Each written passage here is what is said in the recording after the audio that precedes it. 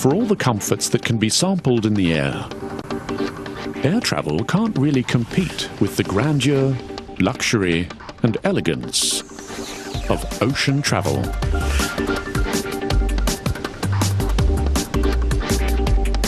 They're grand ships, and the feeling in the night with the sky of stars, it's a feeling of stately power, marvellous ships.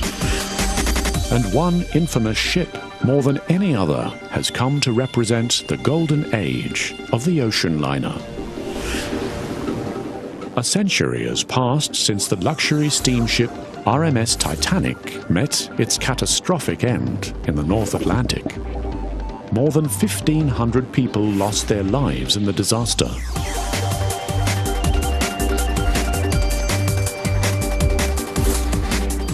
It was on May 31, 1911, that the Titanic's immense hull, at the time the largest movable man-made object in the world, was launched.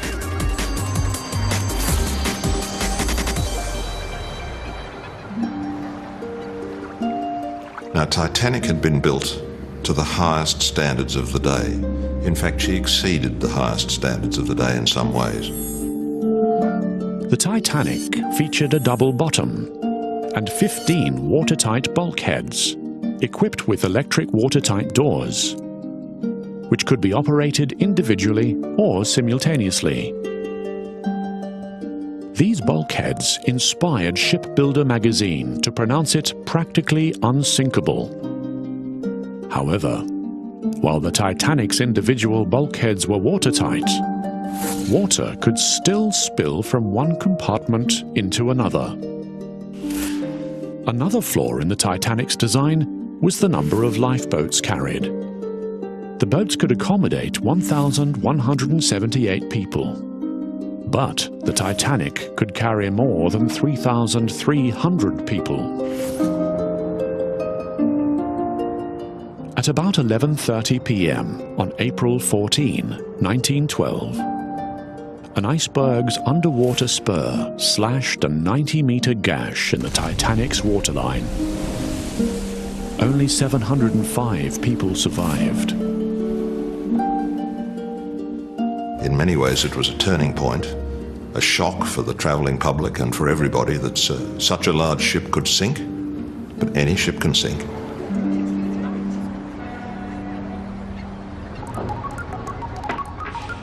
Ship safety regulations have improved since 1912, in part through lessons learned from the Titanic's tragic loss. So, when, between the wars and facing the threat from air travel, the race was on to build bigger and better ships, safety was not forgotten. One of the shipbuilding triumphs of the period was the first of the great Cunadas to carry a queen's name.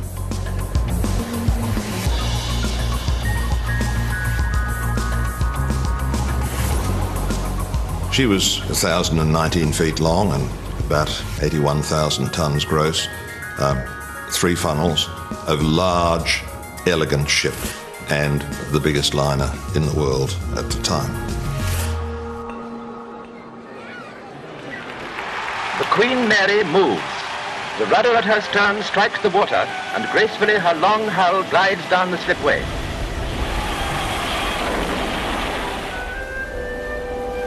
Intended to rival the French Normandy, the Queen Mary, at 81,000 tons, 3 times the weight of the Statue of Liberty, won the day. Queen Mary was so big that when she was built, it was thought that she would scarcely notice the sea. It is said that they had decided not to put handrails down the main passageways through the accommodation because they wouldn't be needed. Well, handrails were subsequently fitted because she too could roll. On July 1, 1936, the Queen Mary embarked on her maiden voyage and attempted to win the Blue Riband, the accolade given to the fastest ship to cross the Atlantic.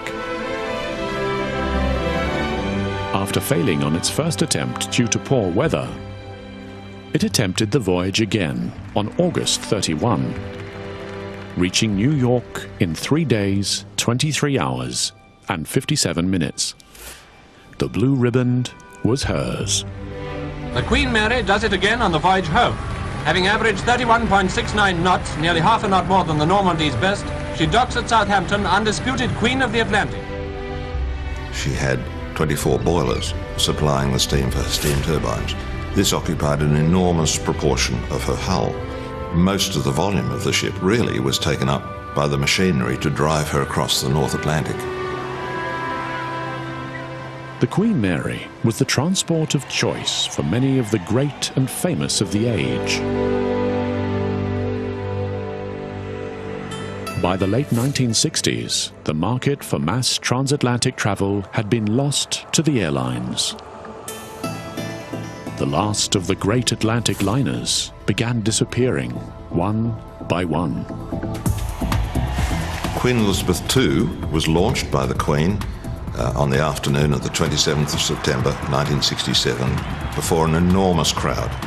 It was a very impressive day. I happened to be lucky enough to be there myself.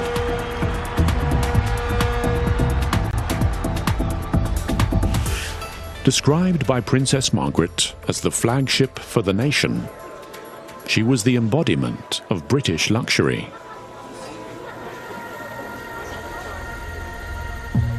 At 294 meters long, she was the length of 40 London buses, end to end. With a modest weight of 70,327 tons. Upon her arrival, she received what was possibly the last gala welcome of a ship in New York Harbor. In 1975, Cunard sent their flagship on her first world cruise. This was a promise of things to come. The Queen Elizabeth II would survive, even amidst the domination of air travel, and is arguably the last of the true liners. The cruise industry has exploded since those days. One would not have imagined in the 1960s, in 50 years' time, we would be building so many enormous large passenger ships simply to take people on a holiday. But we do. There are some ships so advanced and luxurious that what they offer is quite different from, and cannot be compared to, air travel. Consider the Grand Princess.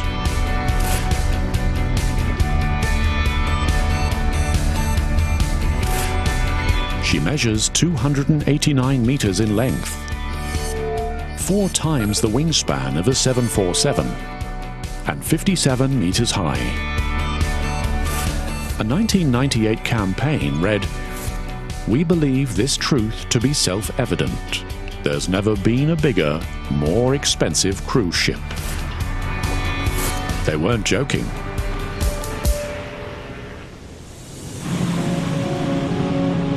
At the time, the Grand Princess was the largest and most expensive cruise ship ever built. She cost about $500 million to build and weighed over 107,000 tons. Grand Princess features 1,300 staterooms and suites, accommodating 2,592 passengers and 1,100 crew. To manage the number of passengers, Grand Princess was the first liner to assign passengers to numerous dining rooms. Grand Princess owes much of her success to the innovative design and layout which has inspired her successors. In a time dominated by air travel, Grand Princess showed everyone how to travel in style. But despite its enormity, it has, predictably, been overtaken in the size department.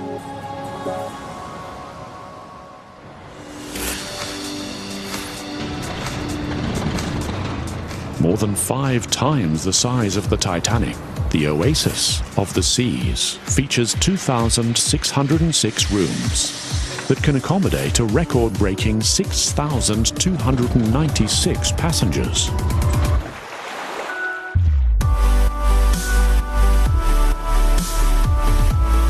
Amongst the largest cruise ships in the world are the Oasis class cruise ships, which have recently been built, and they're 225,000 gross tons, which is a very large ship indeed.